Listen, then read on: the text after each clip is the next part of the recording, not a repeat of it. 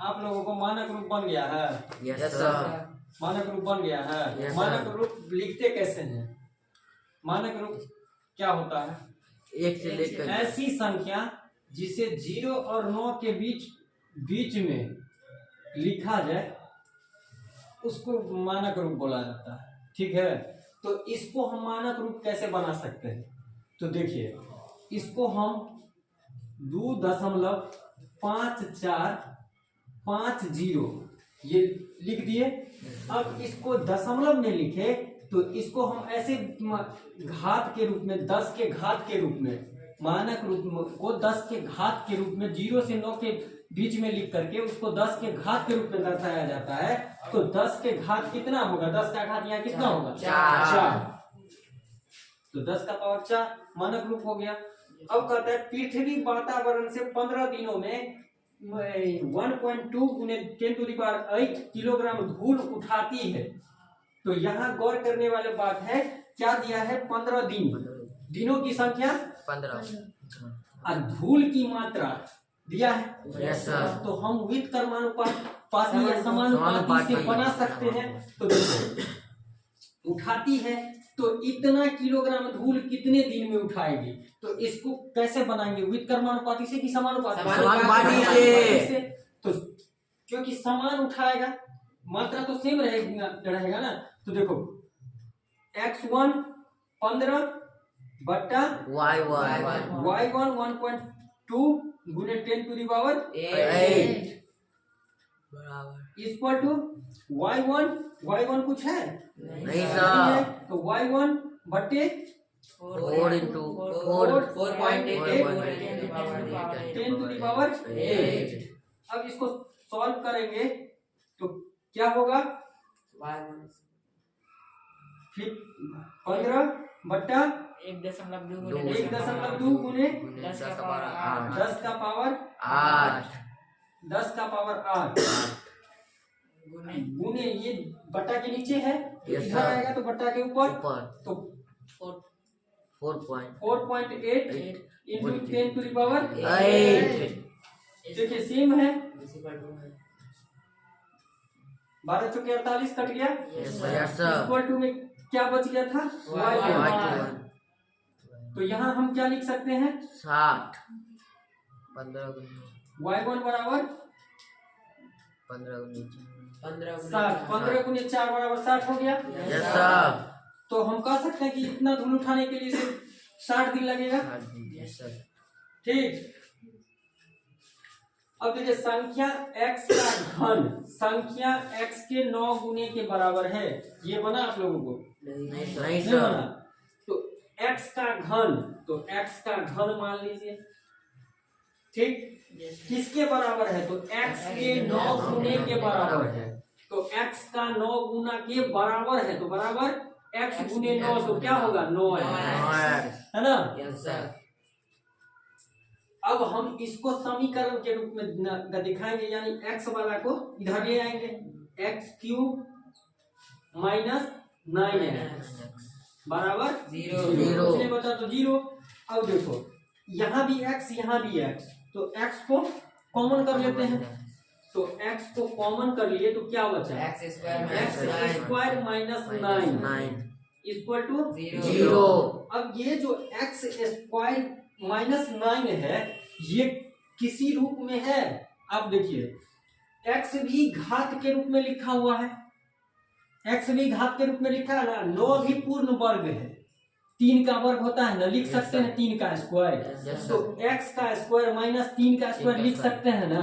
तो a² - b² तो हो सकता है। इसको हम लिख देते हैं ऐसे, x इंटू, इसको क्या लिखेंगे? x²। एक मछली कोष्ठ बना लिए। Yes sir. अब इसको x का स्क्वायर माइनस 3 का स्क्वायर, ये कोष्ठ बंद कर दिए, बराबर में 0। ठीक है, x तो रहेगा ही।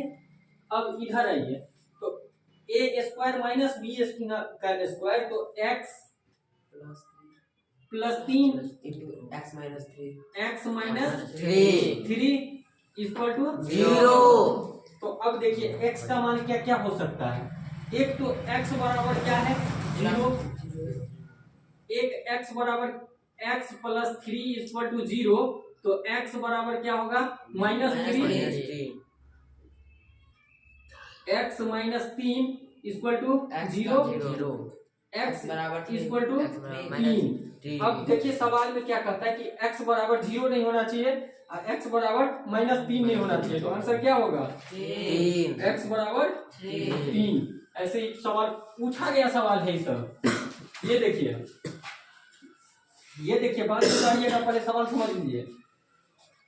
5 को क्या लिख सकते हैं, इसका पावर माइनस में है 1/5 का पावर 5, 1/5 माइनस, इसको क्या लिख सकते हैं 1/6। ठीक,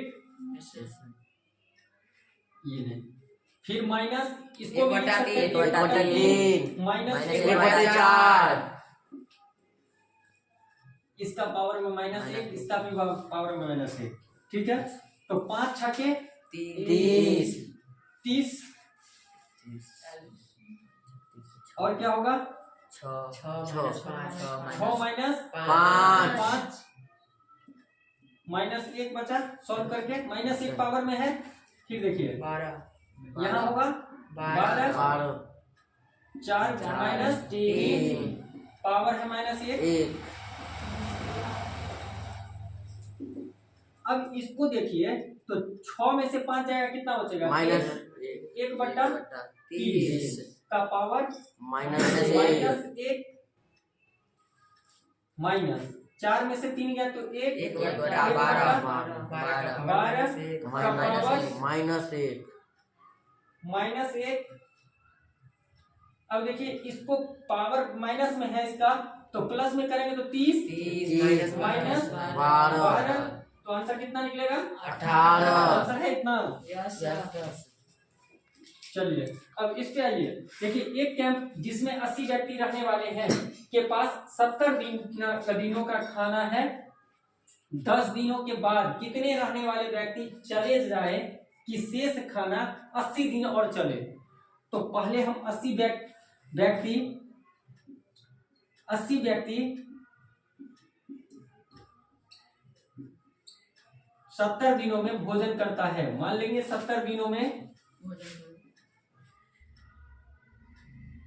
भोजन करता है।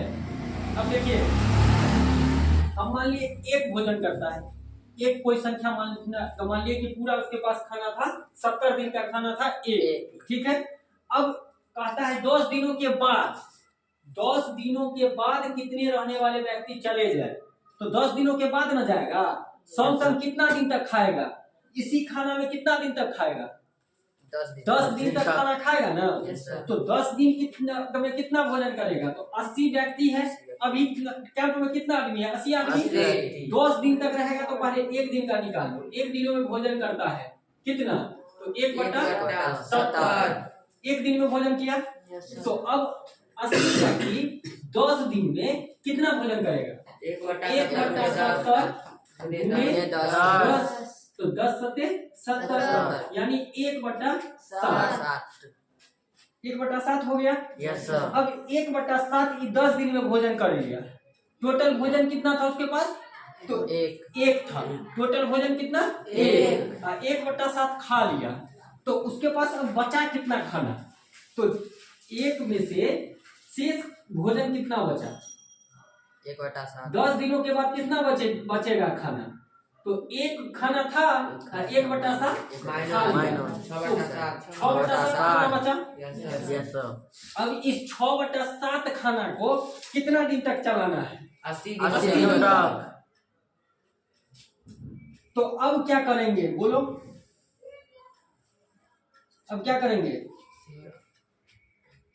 है 80 व्यक्ति रहने वाले हैं, ये वो कैंप में 80 आदमी था, तो 80 आदमी रहने वाला है। उसमें से क्या है 70 दिनों का खाना है। तो 70 दिन का भोजन था, एक खाना था मान लिए। तो एक दिन में 1/70 खाना खा लिया। तो 10 दिन में 1/70 1/7 भाग खा लिया। तो शेष भोजन उसके पास है 6/7, 80 गुना करेंगे। यानी 80 दिन चलाना है ना। Yes sir. देखिए तो हम जान चुके हैं कि शेष भोजन कितना दिन का कितना बचा था, 6/7, 6/7 भाग। अब देखिए 70 दिन में, दिनों में एक इकाई भोजन करता है कितना आदमी, एक इकाई भोजन करता है, कितना व्यक्ति भोजन करता है, कितना व्यक्ति, तो 80 व्यक्ति, है ना। Yes sir. तो हम अगर जान लें कि एक दिन में कितना, एक इकाई भोजन कितना आदमी करेगा, तो मैन गुने डेढ़, यानी 80 गुने 70 70, यानी 5600। 100 व्यक्ति एक दिन में भोजन करेगा। ठीक, अब देखो अब है 80 दिन, 80 दिन खाना 80 दिन चलाना है। यस तो सर। 80 दिनों में कितना भोजन करेगा, तो देखना, ध्यान देना है। 80 गुने 70 तो यहाँ था ही 5600 तो एक दिन का था ना। Yes sir. 5600 एक दिन का था ना। 80 तो बट्टा में 80 व्यक्ति के लिए कितना खाना बचा था, 6/7 ही खाना उसके पास है ना। तो 6/7 से गुना कर दीजिए। तो ये 0 से ये 0, 8 सते 56, 8 सते 56 कट गया दोनों, तो 6, वो वहां का 0 आ गया, 60 यानी कितना व्यक्ति निकला, 60 व्यक्ति है। 60 व्यक्ति अभी है।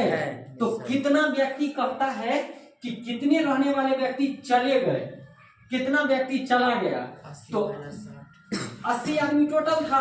Yes sir. 60 आदमी इसमें अभी है प्रेजेंट में, तो 80 आदमी 80 व्यक्ति चला गया। 20 चला गया। 20 व्यक्ति चला गया। ठीक है, हो गया।